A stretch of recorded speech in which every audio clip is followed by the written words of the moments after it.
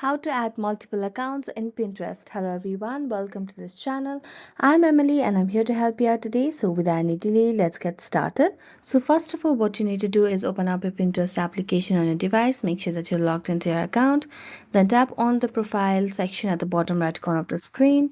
Then tap on the profile at the top left corner of the screen. Now scroll down and you can see the option of add account over here. Tap on add account. So here you can create a free business account, create a new personal account, or connect the existing account. So here I'm going to choose for connect existing account. You can connect with Facebook, you can continue with Google as well. So just I'm going to go with Google. Here I have to select any of the Google account that I already have. Then tap on it. You'll be logged in via the same Gmail application, and here you have already added a new or multiple accounts in Pinterest.